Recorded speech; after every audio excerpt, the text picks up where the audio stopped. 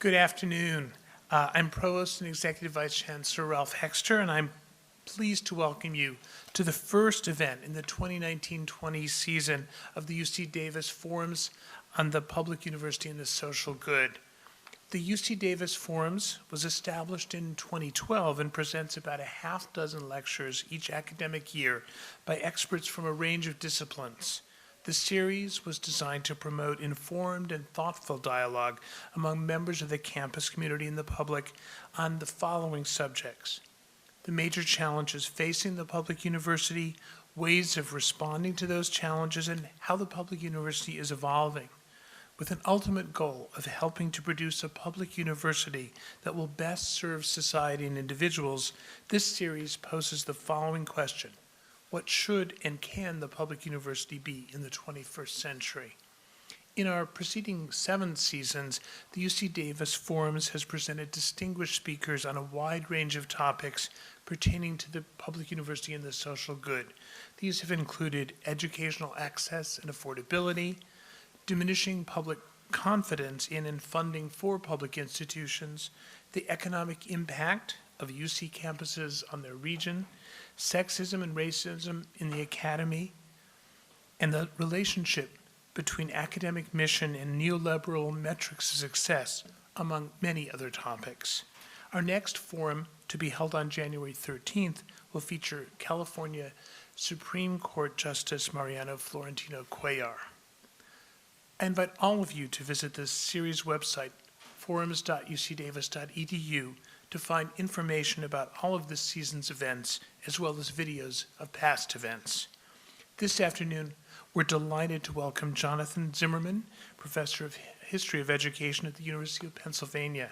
The title of his talk is Impolitic Politics, Free Speech, Censorship, and Civility on Campus in the Age of Trump. Before Professor Zimmerman is properly introduced, I'd like to set the stage with a brief comment.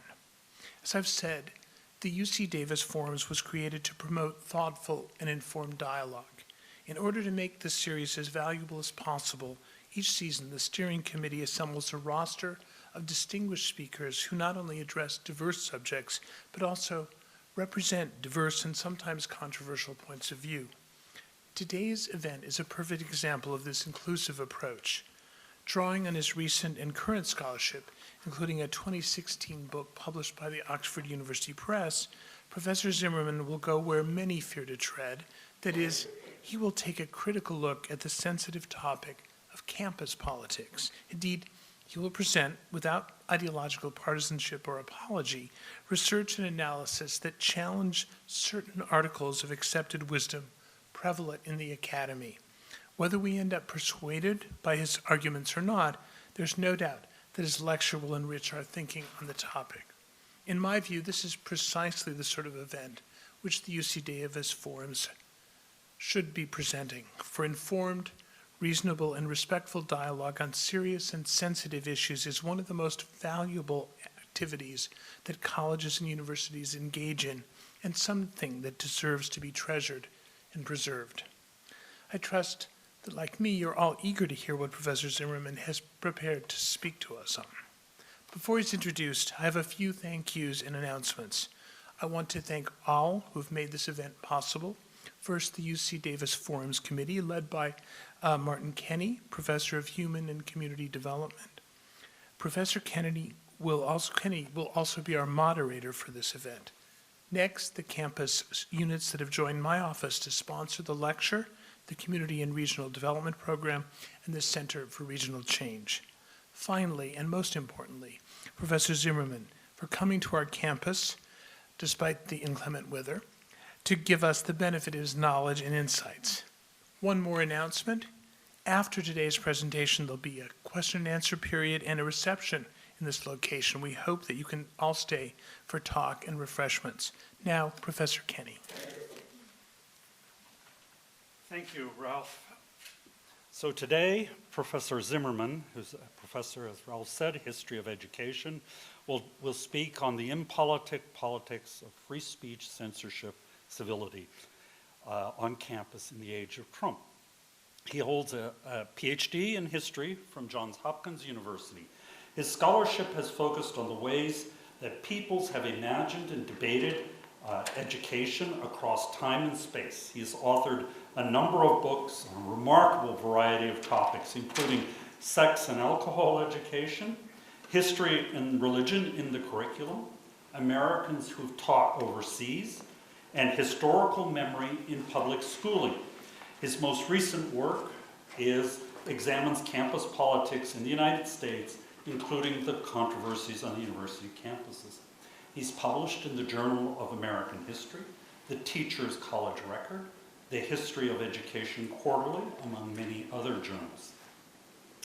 He's also a frequent contributor to the New York Times, the Washington Post, and a variety of other popular newspapers and magazines. He is a public intellectual in that way. He came to the University of Pennsylvania's Graduate School of Education after 20 years at New York University.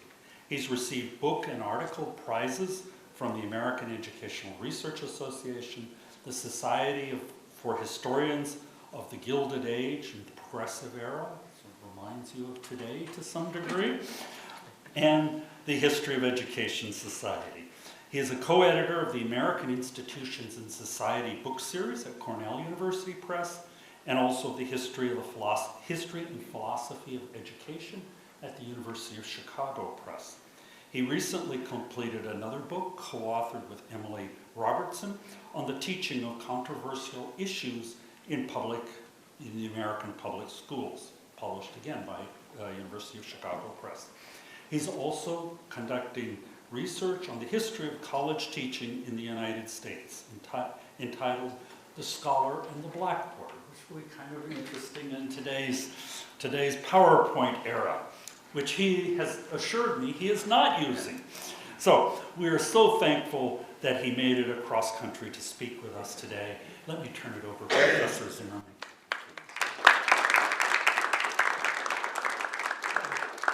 Wow. I mean, he forgot the part where I cured cancer.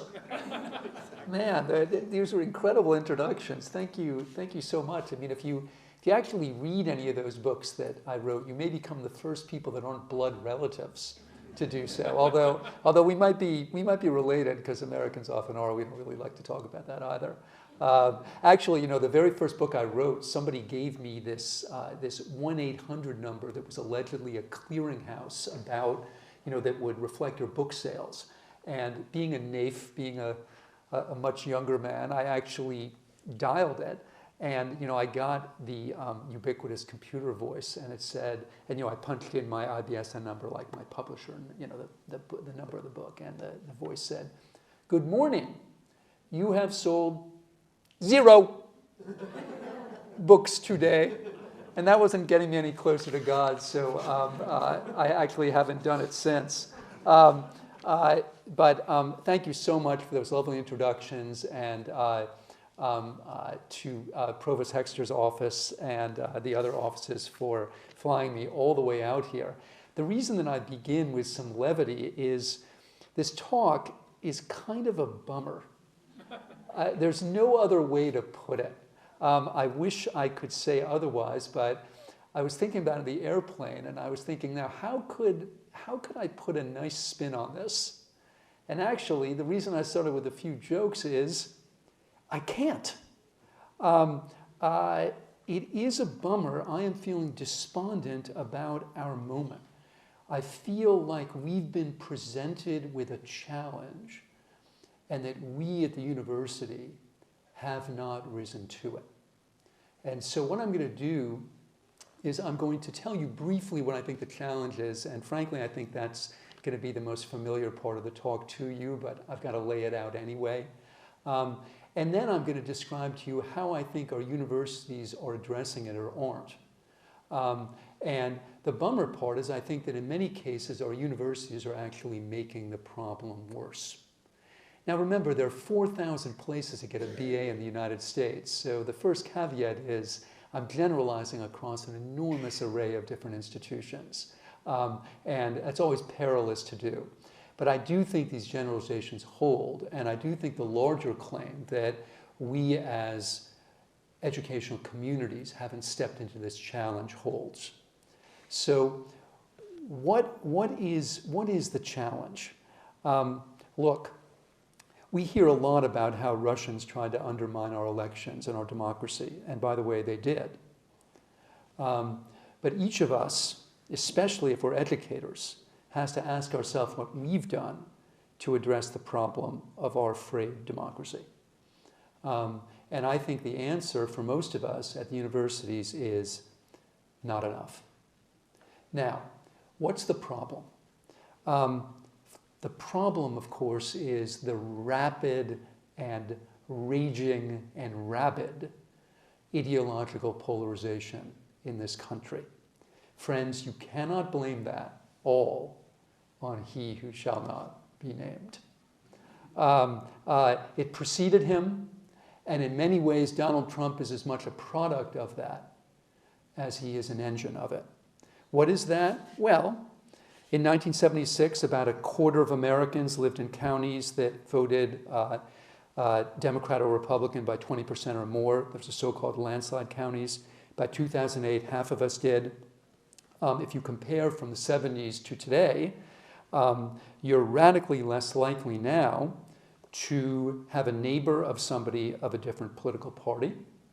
You're radically less likely to have a friend of a different political party. You're radically less likely to date or marry somebody of a different political party. And here's the most depressing thing. The more education you have, the less likely you are to report having conversations with people you disagree with. To me, that's the ultimate indictment of us. If education, liberal education, means anything, it means that it should expose us to things that are not us. But ideologically and politically, in the past 40 years, it has played precisely the opposite role. The more education you have, the more bubbled and isolated you are ideologically. The less likely it is that you have had, frequent or even semi-frequent conversations with people of a different political party or orientation. Now, there are a million, I'm trying to get this, I'm a little, all right. I still have a flip phone, so you can see how good I am with these sorts of gadgets. You should listen to 8-track stereo, too. It's great. Continuous play, it never stops, really.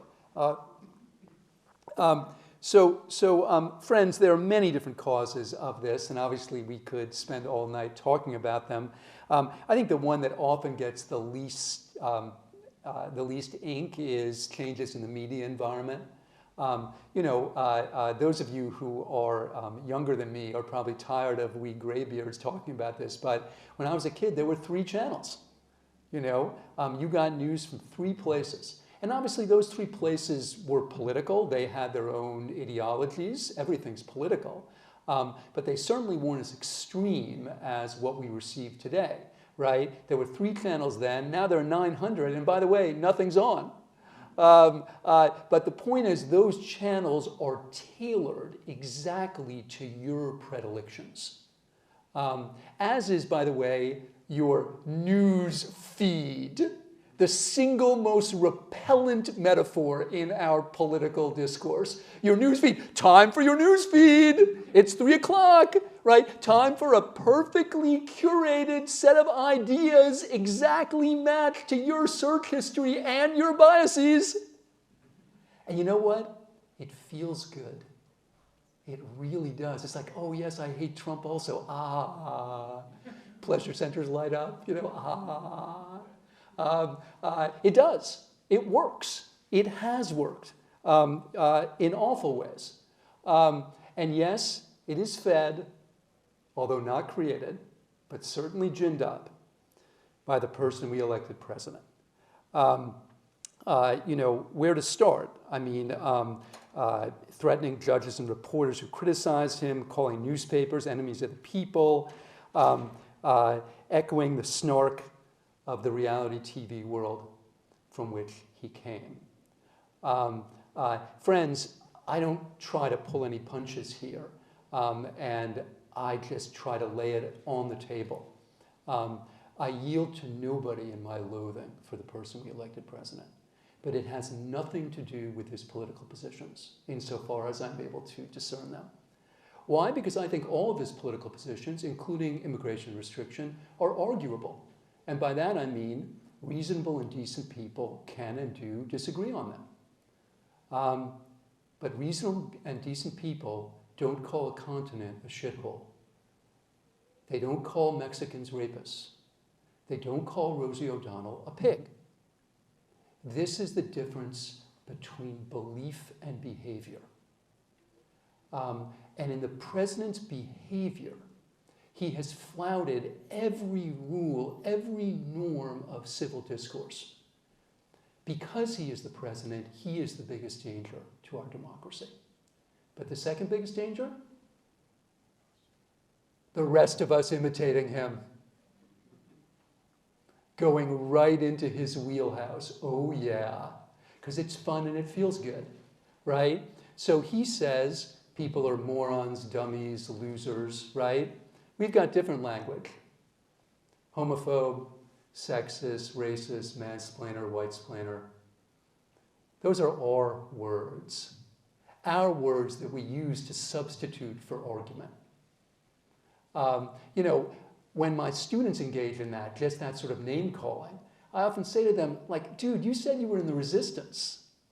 Like, isn't that kind of an effed up way to resist him? To act like him? You're going right into his place. Right into the vortex with him. That's not civic, just to call people names. That's what he does. Don't be like him. The way I begin my classes every semester is I say, you can like Donald Trump. I would give up everything to defend that. You just can't act like him. Not on my watch. No, not on my watch. No decent parent would let any kid behave the way Trump has behaved. No decent teacher would let their students behave the way he's behaved.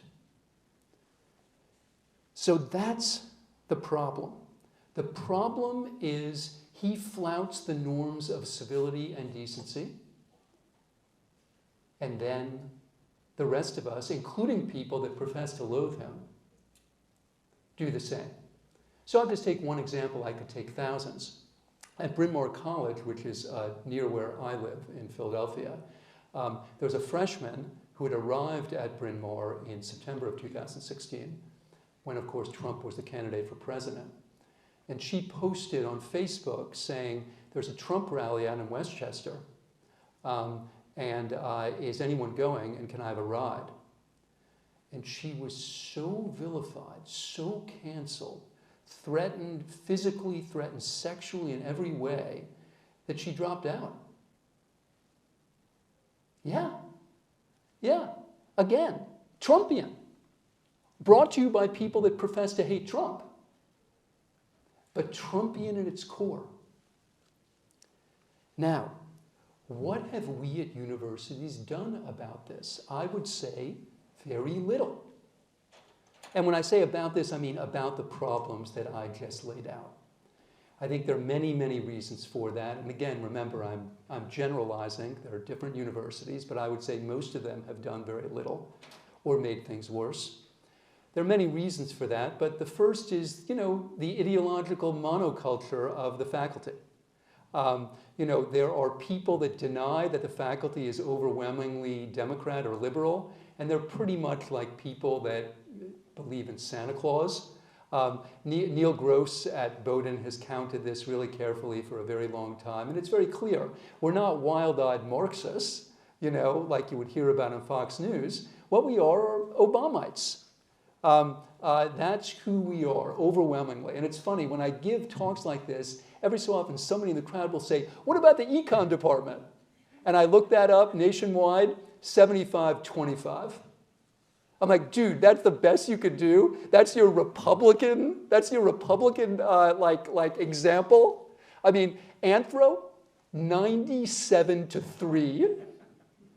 Yeah. Like, who's that 3% of Republican anthropologists? My heart goes out to them.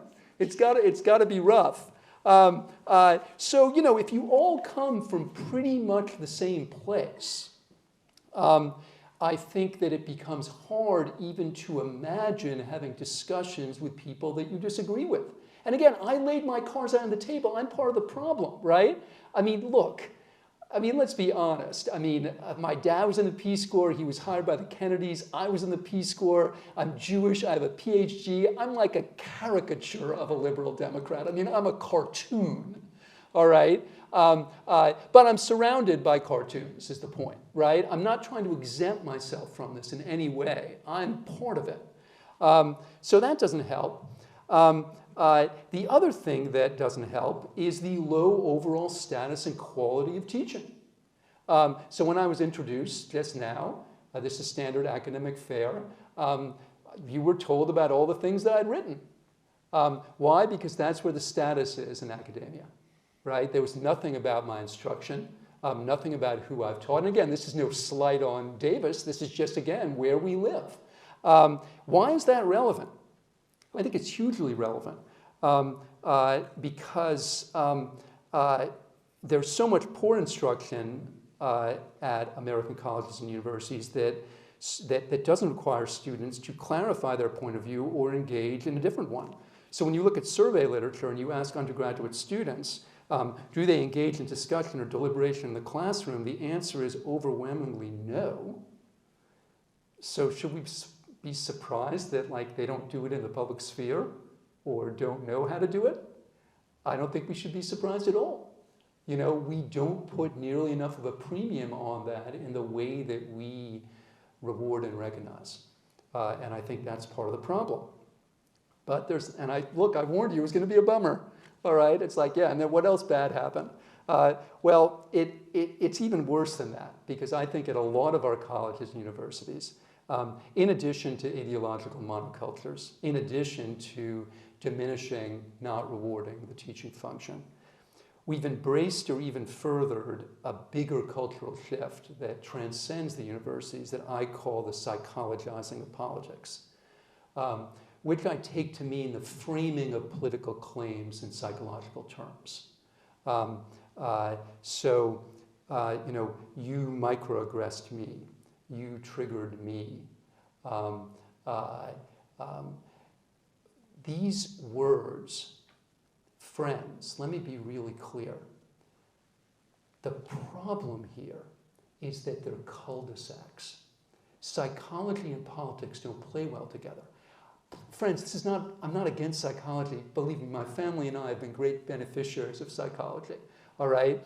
But when you frame political claims in psychological terms, you create cul-de-sacs because there's nothing you can say in response. You can't have a dialogue. Look, if you say that you've been triggered or microaggressed by something that I've said, and you may have been, you know what I have to say to you in response?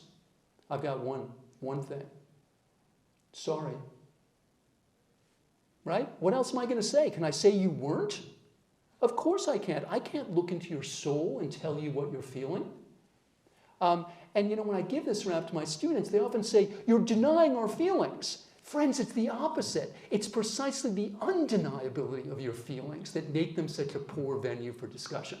It's precisely because I can't deny them, right? Wouldn't, can't, all right? But that's why you can't have a politics that way, because politics requires a kind of denial. It requires somebody to say, now, wait a second, like, I know you said that, but like, can you look at it this way, right? Or have you thought about this other piece of evidence, right? Or have you looked at this part of history, right? If you say you were microaggressed, you might have been microaggressed already. And again, sorry. And I mean that, right? My job is not to hurt anyone's feelings, right? But when we start making politics a matter of feelings, what we do is we limit our politics. We limit our ability to sustain a real dialogue. And you know, just to give you just a little bit of background, the term microaggression, meaning like small, often unconscious slights, subtle and indirect, was coined by a Harvard psychiatrist named Clarence Pierce, himself African American, in 1970. But nobody, as best I could tell, knew anything about this or cited him. It was revived in the 2000s by Daryl Wing Su, who's a professor at Teachers College at Columbia. And he started creating these compendia of microaggressions. And I just want to give you a flavor of what Su writes, because I think you get a sense of the stakes here. He says with respect to microaggressions, it's not the white supremacists, KKK members, or skinheads who pose the greatest threat to people of color, but instead well-intentioned people, strongly motivated by egalitarian values, who see themselves as fair-minded and decent people who would never consciously discriminate. So the people that do microaggressions are actually worse than the Klan. Like, that's what he's saying, right? So it's the racism that knows not its name. At least the Klan guy is wearing a hood and you know where he's coming from. Now, if you look at Su's compendia, you see that it's interesting because there are two different kinds of microaggressions. Some are bad because they highlight your difference, and some are bad because they erase it. So the ones that are bad that highlight your difference are like, where are you from? All right? It's like, well, F you, I'm from California. You know, like, are you implying that I'm not American? Or asking an Asian student to help with math. This is bad too because it reinforces their distinctiveness. But what's really interesting is the other part of the glossary. Those microaggressions are bad because they erase the difference. So when I look at you, I don't see color. There's only one race, the human race. The US is a melting pot. Those are bad not because they underscore your difference, but because allegedly they erase it. There are hundreds of universities that created trainings and policies drawing directly from this glossary. I believe that this university is one of them. Others added their own microaggressions. Lame is a microaggression because it stigmatizes people that are handicapped. Politically correct is a microaggression because it accuses certain people of being too sensitive. So in the era of microaggressions, PC is actually not PC. Even discussions of microaggressions can be microaggressive. At Brandeis, the Asian American Student Association did an artwork, like a public artwork, featuring examples of microaggressions straight from the Daryl Wing Su playbook. Asians are good at math, I don't see race. But then other Asians at Brandeis denounced the exhibit as microaggressive. And then the student that created the exhibit said in an email, I'm sorry if anyone was triggered or hurt or microaggressed by my public artwork about microaggressions. Now, friends, let me be really clear. I know that some of these comments can be insulting. Depending on who's speaking and who's listening, I might be insulted myself. All right? That's not the issue for me. What I object to is a university taking a normative stance on a contested question of American politics and letters. The melting pot is one of the most contested ideas in American studies. All right? For the university to say that saying America is a melting pot is a microaggression, to me that actually violates a fundamental canon of the university itself. That it's not supposed to take a stand on contested questions. Our job is not to have you think it's a melting pot or think it's not, right? Our job is to help you figure out whether you think it is. But that's not what we're doing here. Now, you heard triggers. That's super interesting because the genealogy is different. You know, the microaggression genealogy is very kind of dweeby and academic. Trigger warnings are interesting. They don't come from academia. They come from the feminist blogosphere. In the 90s, as digital technologies became more available, feminists started to create triggers for material that was about sexual violence. So victims of violence wouldn't have to see it, which I should say strikes me as entirely reasonable.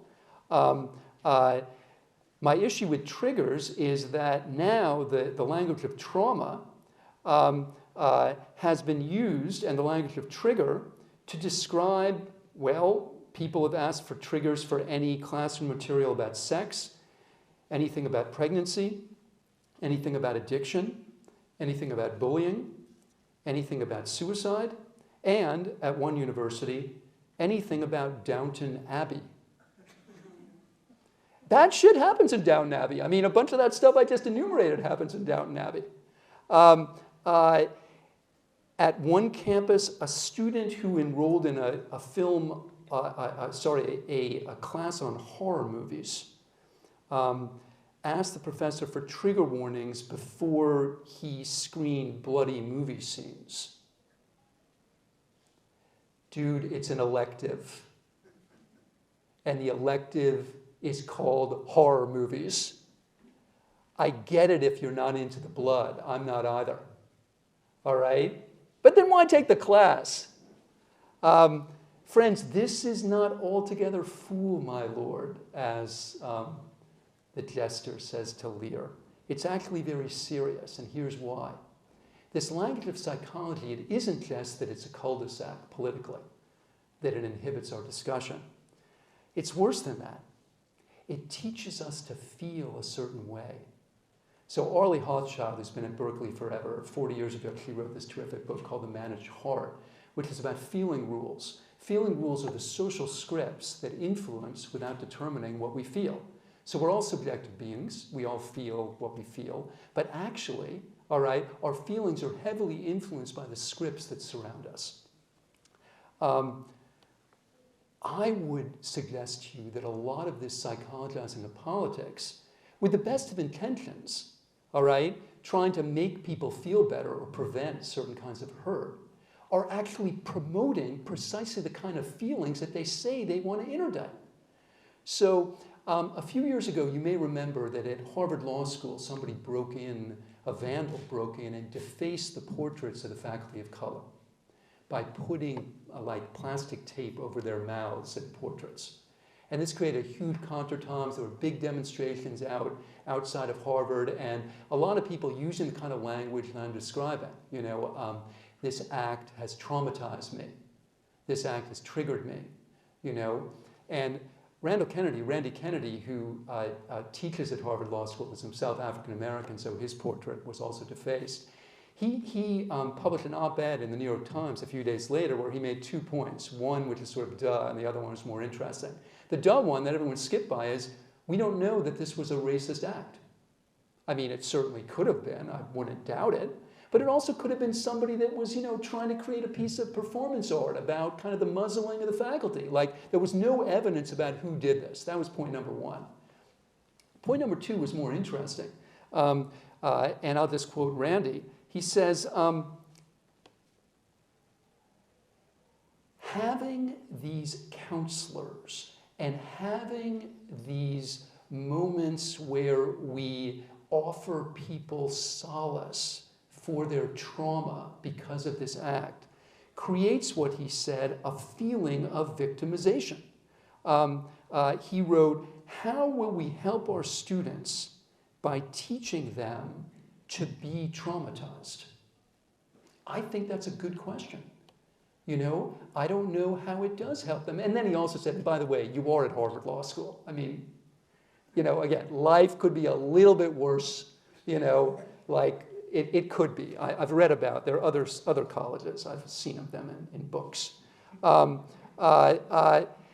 And, you know, the other point that he and others have made is by using this language of trauma, look, my wife is a physician. Trauma is a medical term. And trauma describes a very specific set of events and outcomes. If you call everything a trauma, you start to empty the meaning from the term. It's like people that call things lynching. I mean, Trump did that, by the way, a couple weeks ago. And many other people have done it, including Clarence Thomas during his confirmation hearings. Whenever my students call something a lynching, I say, look, whatever you're talking about, I'm sure it sucked. I'm sure it was terrible. But if you think it was a lynching, you got to read more about lynching. Because it wasn't. It just wasn't. I guarantee it. Right? I mean, that's one of the greatest and most tragic acts of violence in the history of North America. Right? If you start calling everything that, it's like people that call everything a Holocaust. You know? It's like, again, what you're talking about, it's bad. It wasn't a Holocaust. Just wasn't. All right?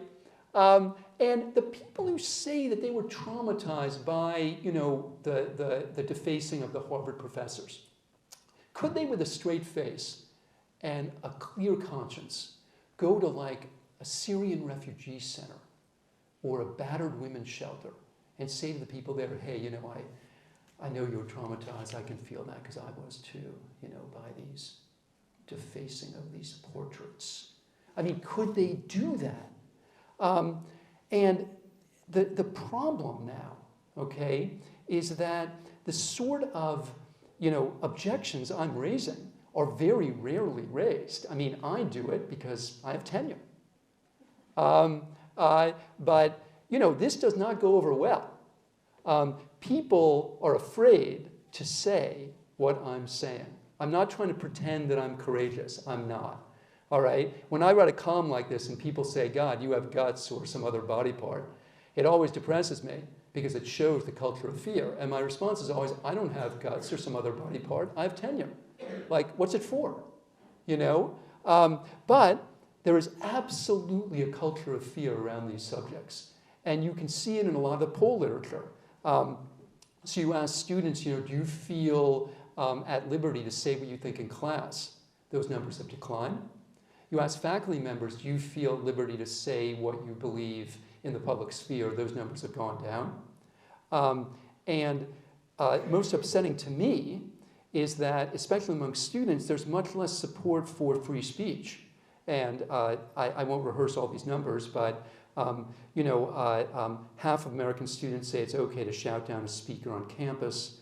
1 in 5 say it's okay to use violence to prevent speech.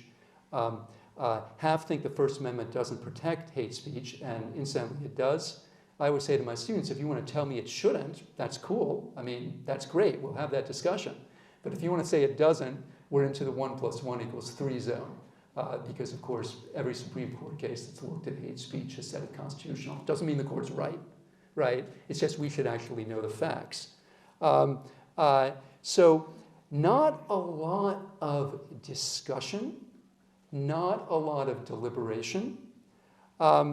It turns out it isn't enough to bring in students from diverse backgrounds. I'm a huge supporter of affirmative action. But if you look at the Bakke case, you discover that it is the most misunderstood case ever. When I give it to my students, they always expect the Bakke case to say, if you're a member of a group that suffered historic discrimination, you get a leg up. Not only does the Bakke case not say that, it says you can't do that.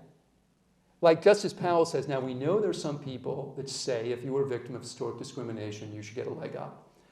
And he says that's not going to be constitutional for 2 reasons. A, we can't measure the degree of discrimination, and B, we can't come up with a reasonable remedy for it. Okay? So they say the only justification for affirmative action is the diversity one. The one that says we got to bring in lots of different people so they'll teach each other. Friends, if they're muzzling themselves and they're afraid, is that working? How's that working out for you? We're not leveraging it, right? We're not leveraging what Bakke said we should be leveraging. We're not talking, or we're talking past each other, or we're censoring ourselves. It is not enough to bring in people who grew up in different places, or even who have different opinions. We need to engage them in speaking across those differences. We are not doing that. At Penn, the handful of students that voted for Trump came out to me in my office, and I used the language of come out of the gay rights movement because a lot of people in the Republican Party now do. There's a book about Republican faculty members that was written by Josh Dunn and John Shields called Passing on the Right. And, conservatives at Liberal Academy, they often analogize their situation to gay people because you sort of play along, and then maybe you get tenure and you come out, you pretend you're like other people, but you're not. But there's a lot of that going on, and my students would come out to me in my office, and I'd be like, look, could you just say this in class? And they're like, Professor, are you kidding me? I would be beyond canceled, and I'm like, just be yourself, it gets better, don't live a lie, but that's easy for me to say. So I got so frustrated by this that what I did was I organized a set of conversations between students at Penn and Cairn University, which was formerly Philadelphia Bible College, it's about 20 miles away. And what we did was we brought a busload of Penn students up to Cairn, and then like 2 weeks later, we brought some Cairn students down to Penn. And we've done this now at a bunch of different institutions. We use the wedding table model. So you come in, and as a wedding, there are circular tables. You get a name tag that has a number of the table that you're to go to, as at a wedding. And what we do is we stagger the tables, like Penn, Cairn, Penn, Cairn. And up at the Dias, we learned this the hard way. You just can't do that and say, talk amongst yourselves. It will not work. What you need is, you need a Dias where you have up in front, like at a wedding, like the people getting married, they're not getting married, 2 Cairn students, 2 Penn students that you've selected beforehand, all right? And what you do is you begin with them and you say, tell us who you voted for, like Hillary, Trump, and why. And you let them talk for like 5 minutes, and then you stop. And you say, okay, tables, talk amongst yourself. And once you've done that, it actually works, because people have seen it, like they've seen it done. And we did these post-interviews, and a lot of the Penn students said, first of all, I'd never talked to a Trump voter, which I found super depressing. Look, I didn't vote for the guy either. But where are we going to be as a nation if we can't talk across that divide? And you know, a lot of them said things like, and he actually wasn't a bad guy. I mean, we mostly talked about the Eagles. You know, he didn't have fangs and horns. One of the things they discovered is a lot of people who voted for Trump also hate Trump. Which was pretty interesting. I mean, you know, it's a Bible college. You know, I mean, the fact that he's consorting with porn, actresses and so on doesn't go over real big. But you know, a lot of them voted on the abortion question. And as you might guess, I mean, I had my own table because I wanted to do it too. And I said to one of the Cairn guys, I said, look, I mean, I get it. But you really think Donald Trump is pro-life? I mean, do you really think that? I mean, let's look at his history. Let's look at who he is. And she said, well, I take your point, but I know that Hillary isn't pro-life, which is fair enough. And again, if that were my issue, if that was my belief system, I can get it. I mean, it isn't, but I get it. Colorado Springs and the Air Force Academy did a similar thing because they're right both there in Colorado Springs. Again, very different political profiles. But these are kind of heavy lifts. Sorry, that was exactly the wrong metaphor. These are easy lifts because those projects that I just referred to, people volunteered into them, right? And so, if you decide you want to engage in that conversation, obviously you're already friendly to the notion, right? The really hard nut, almost the impossible nut, is what do we do with people that don't want to have the conversation? What do we do about that? And I wish I had the wisdom to answer that question. But here's what I will tell you. I've been doing a version of this stump speech all over the country. I haven't done it at Penn. Nobody's asked me to. Just saying.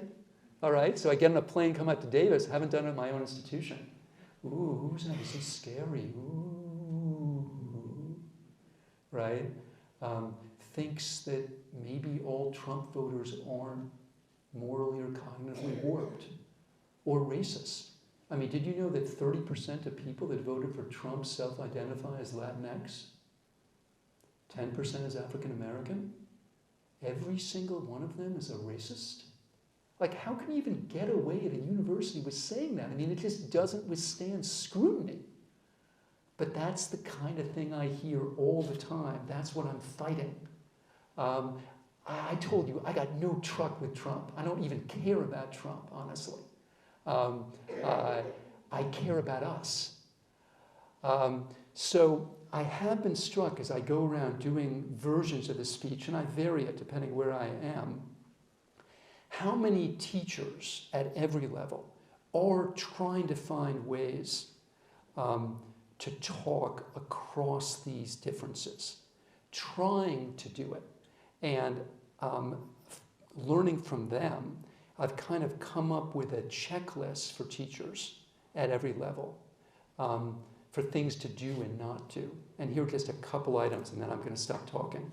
The first thing, when you engage with a bunch of students, is distinguishing fact from opinion, real controversy from fake controversy. This is hard in the era of fake news, but it's our job as teachers. So, you know, in my classroom, I'll debate what we should do about human-made climate change. I'll debate whether we should be in the Paris or Kyoto Accords. I will not debate the premise that human beings have contributed to warming the earth. Why? That's a fake controversy. I wrote a book with a philosopher about teaching controversial issues, and before that time I didn't know what philosophers do. Here's what they do. They spend 57 pages answering the question, what is a controversy?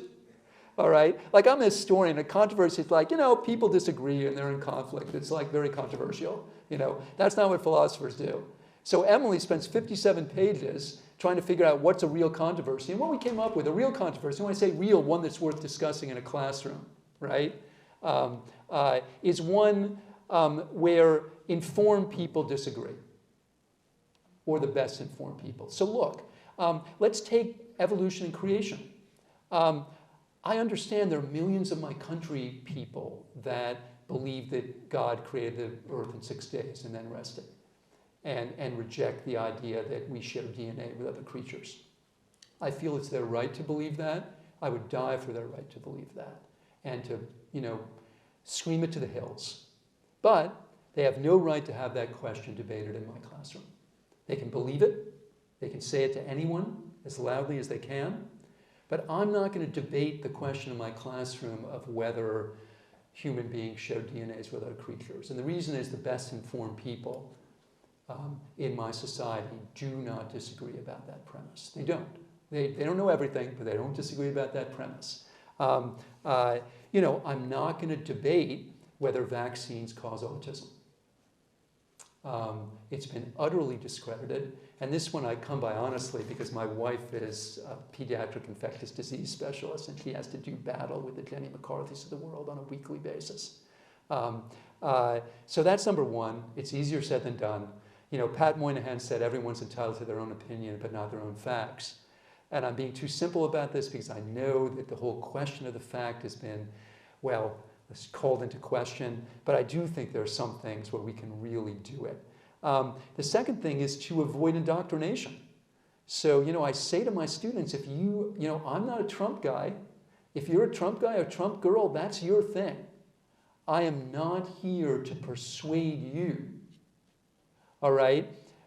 If I express an opinion, like I just did, about Trump, I make it very clear that the students in the room are not enjoined to share it. Now, this is hard, right? Because I am the teacher, right? I grade them. But I think it's about creating a climate where people actually trust you, that it's okay for you to disagree with them, right? Modeling what we all should be doing. Advocate for the devil when necessary. I've got to do this at Penn all the time, right? I joined a gym for the first time ever. And what I do is I have an exclusive diet of Fox News. It's all I do. And the Republican bros at the gym, they think I'm one of them because they look at my machine and they can see, you know, that Fox News is a very, very distinctive set of logos. And they're like, email server, or what some other cynic do. And I'm like, yeah, okay, yeah. But it's been a huge education. First of all, it helps me understand their talking points. But you know what else? It denudes me of prejudice. It turns out that my utter dismissal of Fox News, like most prejudices, was uninformed. If you watch enough Fox News, you find out that Fox News is like a diverse country. Like, there are Democrats on Fox News, there are people of color on Fox News. It is true that there's some straight-up apparatchiks for Trump on Fox News, like Dr. Hannity.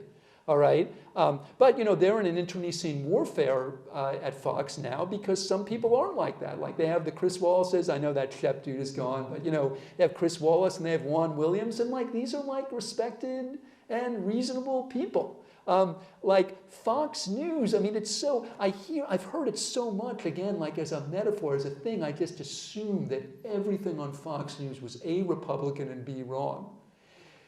Believe me, there is some stuff on Fox News, especially from Hannity and Ingraham, that is absolutely wrong. okay? But like, again, it's a big country. So, you know, that helps me advocate for the devil because I know what the other side is saying. And then, you know, the other one I referred to earlier is enforcing rules of civility. You can support Trump, you can like him, but you can't act like him. Not insofar as he flouts the norms that we need to be modeling. We cannot and must not act like him.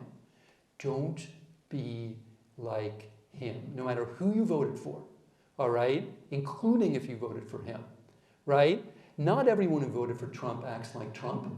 Some of them do, but not everybody.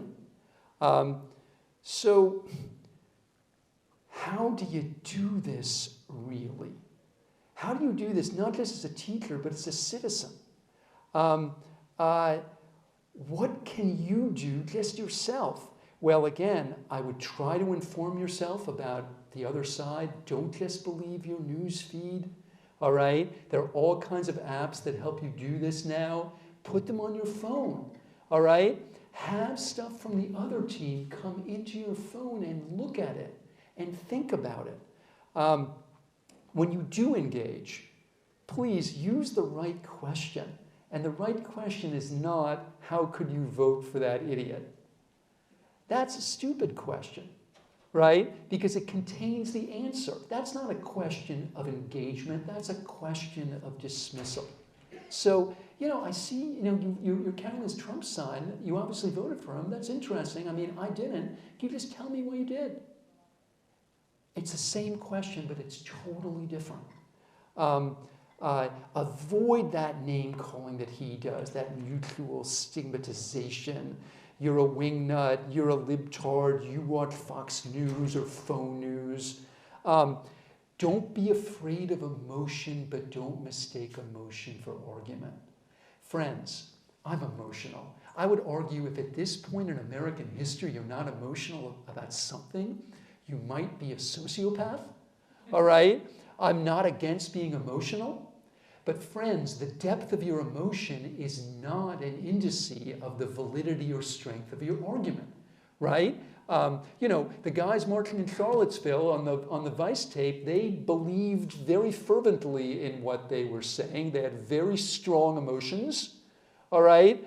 The worst people in history have felt what they think very strongly. The depth of your emotional attachment and reaction is not an indice of the quality or strength of your argument. And finally, and now I am going to come to a close, when you find institutions, teachers, schools that are doing this, support them. Friends, this is a huge problem for democracy that I've never worked out. All right?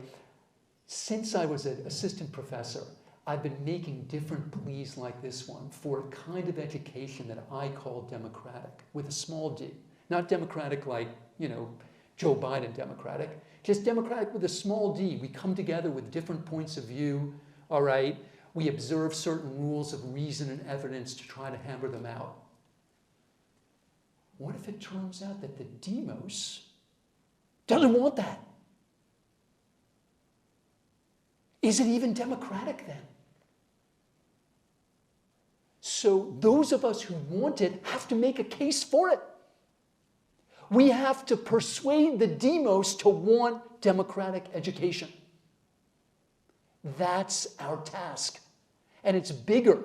It's bigger than any of the other tasks because it's about our fundamental quality and character as a nation. That's what it's about right now. And there are people who are doing it. And last story, one school that asked me to speak is a Mennonite school in central Pennsylvania. And the Mennonites, the Orthodox ones, are super interesting because check this out. They're pacifists and they're against marriage equality. Right? You go up to somebody on Broadway and you discover they're a pacifist, I will bet my now entirely 2 daughters later cleaned out bank account that they also favor marriage equality, right? Every single one of them. But the Mennonites don't, and the marriage equality thing at the time of the Supreme Court in Oberfeld was a really hard thing for them to talk about.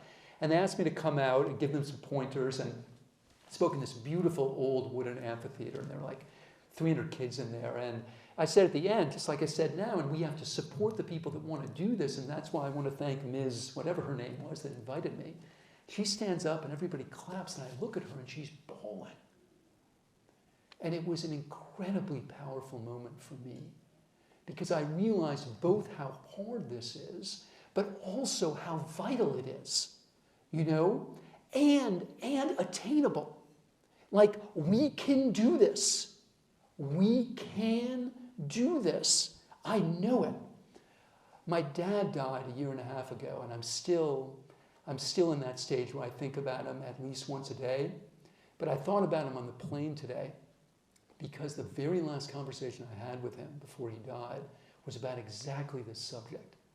And he's in a hospital bed, and we're watching the TV, and he says, "Are we ever going to find a way to talk?" And I don't know the answer to that. But I am thankful to Dad and to you for asking. Thanks very much.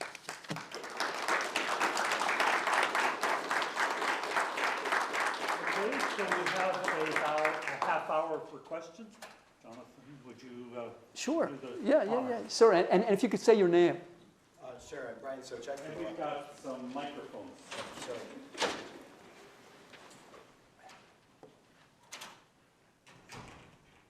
I'm Brian Sochek from the law school. Is this on? Wow.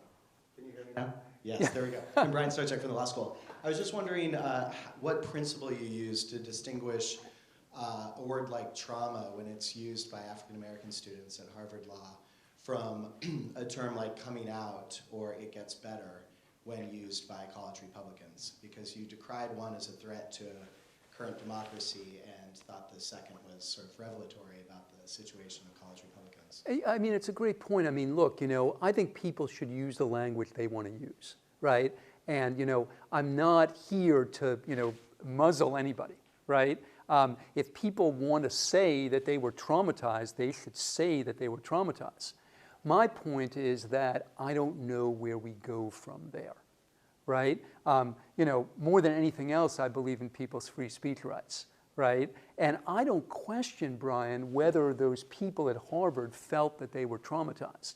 What I do question is where that metaphor gets us as a democracy, you know? And most of all, where we as educators bring us when we actually promote those metaphors. So they have a right to use the metaphor, and I have a right to question it.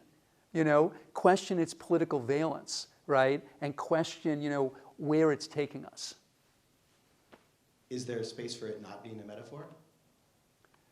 Well, look, I mean, you know, again, it's not my job to look into their souls and tell them whether they were traumatized or not, right? I mean, I don't know, right? And, you know, what I do know, though, is that it becomes very hard to have a conversation after that point. Now, you might say, and it's a perfectly reasonable question, why should we have a conversation?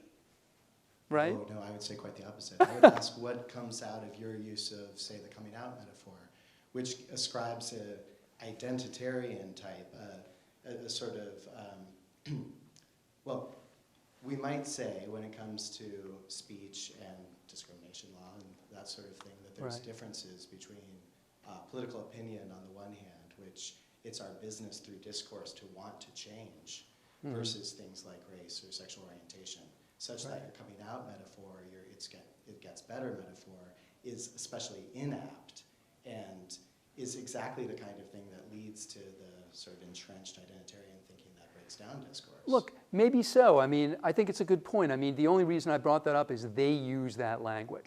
You know, they use the language of coming out. You know, so again, that the book about Republican professors is called, you know, Passing on the Right, because they describe this feeling of kind of playing along and then coming out. You know, again, I don't object to that language. You know, I'm not endorsing it. You know, I guess what I'm saying more than anything is that once you make harm of any kind the sine qua non of speech and discussion, you immediately have a problem. So I'll give you a very concrete example. Since Brian's a law professor, he will recognize the name Mary Beth Tinker. And Mary Beth Tinker was the 13-year-old kid who wore the armband to school in Des Moines, Iowa in 1965. And that case later became Tinker v. Des Moines, which was the case in which Justice Fortas said teachers and students don't shed their First Amendment rights in the schoolhouse gate, right? He was sent home for wearing this. And she lawyered up, and eventually the court said, no, you can actually do that. Well, I become friends with Mary Beth Tinker, and she came to talk to my class. And the whole question of harm came up. And somebody said to her, look, Ms. Tinker, you were fighting the good fight. You were fighting the Vietnam War. This Milo Yiannopoulos clown and this Ann Coulter clown and, this Jeff Sessions person, they hurt people. Mary Beth Tinker wasn't having it. And this is what she said. She said, listen, at my middle school in Des Moines, there were kids that had brothers and dads that were dying in Southeast Asia. You don't think they were hurt by this snot-nosed kid wearing this symbol saying that they were dying for a lie? You don't think that hurt them? Of course it did. The words hurt. You bet. But if that becomes the rubric, if that becomes the standard, say goodbye to Mary Beth Tinker, all right? Because she was hurting people. You bet. She didn't try to pretend otherwise, and I wouldn't either. I'm not a sticks and stones guy, right? The words hurt. But meaningful words often do. And then, of course, some of my students had read their Foucault, and they're like, oh, this is all such an abstraction. This is just a question of power. Who's got it and who doesn't? All right? This is all at this level of, this isn't really about speech. This is about power. Mary Beth wasn't having that either. She says, listen, I was a 13-year-old girl. Speech was all I had. I didn't have any power. The worst idea on the land right now are universities is that free speech is like this weapon of powerful people. It is profoundly ahistorical, which is why every great warrior for social justice was a tribune for free speech. Frederick Douglass, W.B. Du Bois, Martin Luther King, Susan B. Anthony, Carrie Catman Chatt, all of them. All of them. Why? Because they were at the bottom and speech was all they had. When you take it away, they will be screwed. Because that's what they need to fight and to fight for their rights. So it is astonishing to me that at many universities, a speech like this is portrayed as a conservative speech, or even a Republican speech. Again, I am a McGovernite Democrat, and my commitment to free speech I see as absolutely consistent with that line of thinking. Free speech has always been a weapon for people that want justice. I understand that it hurts, but once you make that the barometer, it goes to terrible places.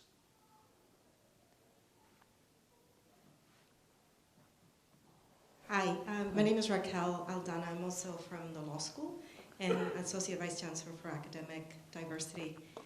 So I probably agree with 90% of your Let's talk about the 10%. Yeah, so let's talk about the 10%. Yeah.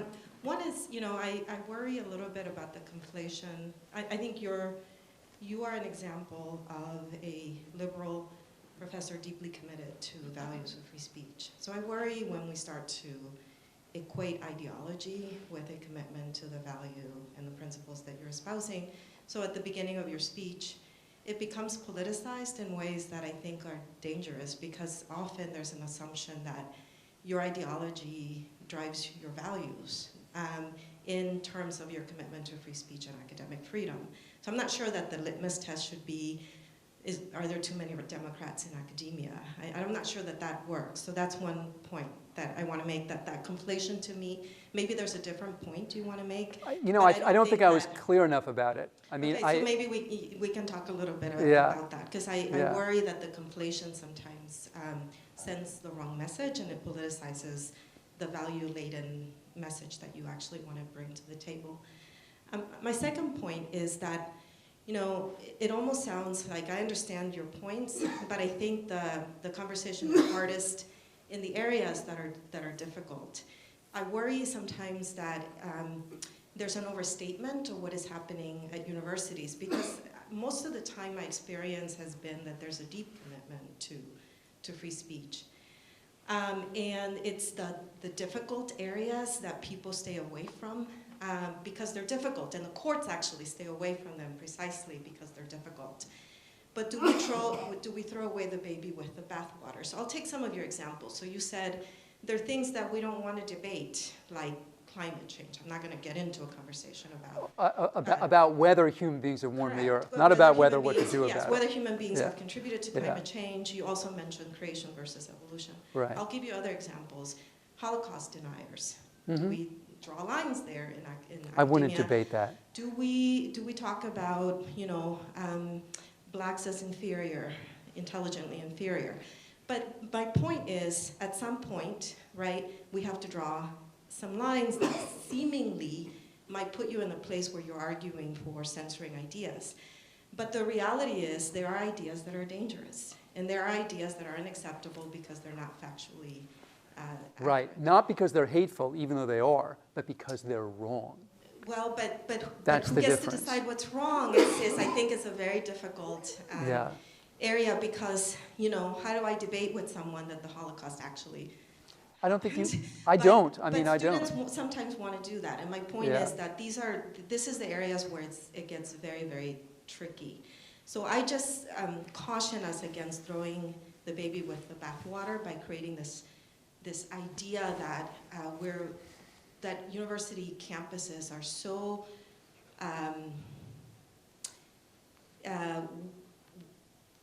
they don't want to hurt students, that I actually don't think that's happening, and so maybe I take issue with the portrayal of universities as having been co-opted by the left. Well, look, I mean, I don't think universities are co-opted by the left. They are the left. The lectern microphone. Oh, okay, sorry. So Rosa, right? What's your first name? Sorry. Raquel. Oh, Raquel, sorry. Thanks to Raquel for all the questions. I don't think universities have been co-opted by the left. My point is that they're dominated by people on the left. And the reason I think that's relevant is, I think we would have more intellectually fruitful discussions if that were not the case. So, I don't know anyone in the history department or the ed school who voted for Trump. I think my life would be intellectually enriched if I had more colleagues who did, And I also think having essentially a monoculture, which is what we've created, it discourages us from doing some of this hard work, right? If we were more divided, we would be doing that work just by living, right? Like, I wouldn't have had to go out to Cairn University. I would just talk to some of my colleagues. But it turns out they all agreed with me. As far as the question of, censorship, I mean, I think the numbers are pretty clear that a lot of people are biting their tongues. Now, look, biting your tongue if you, want to call somebody a terrible slur is a good thing. You should bite your tongue, right? Biting your tongue is not necessarily bad. But let me give you an example of where I think it really is bad. When I was researching one of my books, I discovered that somebody had counted and found out that 40% of full-time faculty at American universities oppose the use of race in college admissions. I found that an amazing statistic, and I dug into it, and I checked with Neil Gross, and it was valid. And I was depressed, and here's why. I'm in the 60%, okay?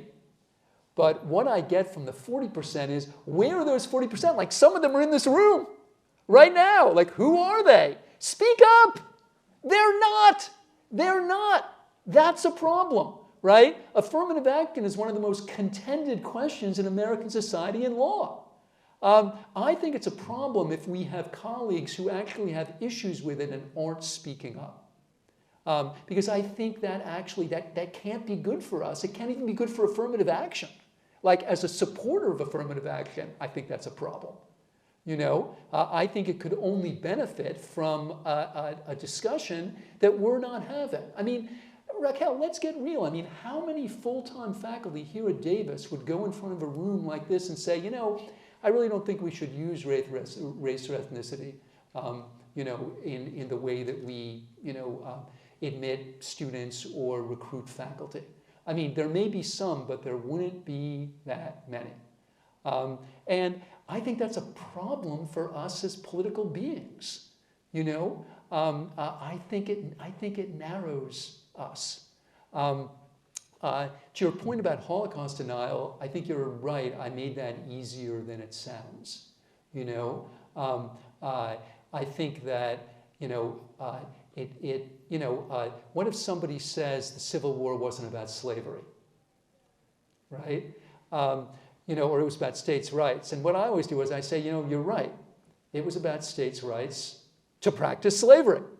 You know, like a lot of historical myths, it's actually half right. It was about states' rights, but the key state right in question was slavery. But do you let somebody say that in your class? You know, I think you do, but I wouldn't engage in a debate about whether slavery was the cornerstone of the Confederacy. And the reason is that the Vice President of the Confederacy said it was. Other questions? Yeah. Hi, I was just going to say that... Sorry, your name, sir? I'm Larry. Yeah. And you teach here? Sort of. I'm on the student affairs end of things, but I'm a writing support specialist. All right. I'm a former lecturer in English, and I'm technologically very backward. Anyway, can I speak loud? Yeah. All right, I'll just speak loud. Anyway, I was going to say that I find your position relative to the marketplace of ideas a very interesting one. It seems to me that on the one hand, you seem to have assumed a perch above it, to comment on it, and to say how you think it should be run. On the other hand, of course, you're right in the middle of it. You're engaged in that. And so, and what I would do, what I would say is that, for instance, when you're up above it saying, look, these folks, when you psychologize politics, this is hurting the market, and this and so on. Like I say, why aren't you trusting the process? Why aren't you trusting that folks are out there and they're trying these ideas that we shouldn't have to be triggered, and in this marketplace of ideas, we shouldn't be exposed to these things. Like I say, I'm wondering, isn't the process working that you've described? I mean, aren't we sorting out what ideas are good? I think, look, I mean, it's Larry, right? Yes. I mean, you know, it's a really interesting question. And, you know, again, I have to, it's a hard thing. I have to work on this because, you know, I do try to emphasize that I am a part of this. I'm a part of this dialogue. But obviously I am criticizing certain forms, certain kinds of statements. Not because I don't think people should have a right to say them, but because I don't feel that they're helpful in getting us to where we want to go. So to get to the substance of your question, I would say at the university, it's not working. You know, and I think that especially the data about student self-censorship proves my point. You know, it's not working if the, you know, it's so ironic. So many of these metaphors are trumpeted as a way for us to have a discussion. Like, this is the way that you speak. This is the way that you communicate. But if you look at the poll literature, especially from students, you find it's quite the opposite, right? We've created environments where people are looking, you know, above their head and below, trying to figure out if they've said the right or the wrong thing, and who's listening, and who's going to be offended. Well, is it one idea that's been put out there that folks will take that trade-off, that rather than allow themselves to be subjected to triggering, if you want to say, Right. That they're willing. Isn't that an idea that's out in the marketplace of ideas? Sure. And again, I mean, back to what Brian was asking, I mean, look, I think people that think we should have microaggression trainings should, scream that to the hills, right? Why are we, I mean, should just say which idea should win, is all I'm saying. Well, okay, here, I'll give you, the microaggression thing is exactly on point, okay? Here's a great illustration of the problem. Larry, we're not really having a discussion about microaggressions, all right? There's a guy in Atlanta at Emory whose name is Scott Lilienfeld, all right? And he's a psychologist. I don't know him personally, all right? But I've read about him and I've read his stuff. What he tried to do is what psychologists, quantitative psychologists do, which is test different concepts and see if they're holding water. So with the microaggression thing, he tried to test two different propositions. A, do the alleged targets of microaggressions, Asian Americans or whomever, have any consensus on what what a microaggression is? So you get a bunch of Asian Americans and you say, America's a melting pot, whatever, or are you offended, right? And then he tried to test the 1,000 cuts premise, right? Which is, if you hear this enough, it's going to have some sort of negative psychological outcome. And he looked at every study he could, and neither proposition holds water. Now, you can't prove a negative. That's not the way social science works. So it's at least plausible, right, that it's a real thing. But up until now, what we've discovered, the best science says that microaggressions aren't what these trainings say they are. The trainings actually are trying to convince people of something that they don't yet feel. But there's almost no discussion in any university as microaggression trainings of this guy Lilienfeld. I keep writing columns about it in the hopes that somebody will pick it up. But when we did microaggressions training at Penn, I said, listen, let's have the trainer come in, and the next day, let's invite this guy Lilienfeld up from Emory and just let him have a say, all right? Oh, no.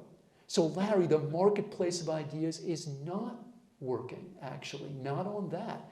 We haven't really had a sustained discussion and dialogue about the concept. I could be persuaded. My mind's not closed, right? But I would argue that in a sense, all of our minds are closed at this point because there's an important body of social science literature questioning this, and we are not exposing ourselves to it.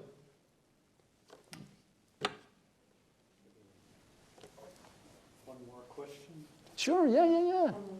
Hi, thank you for your talk today. I'm Grisela Castro, retired Associate Vice Chancellor for Student Affairs and Pages. So I live with free speech issues. Went to sleep with them, thought about them all night.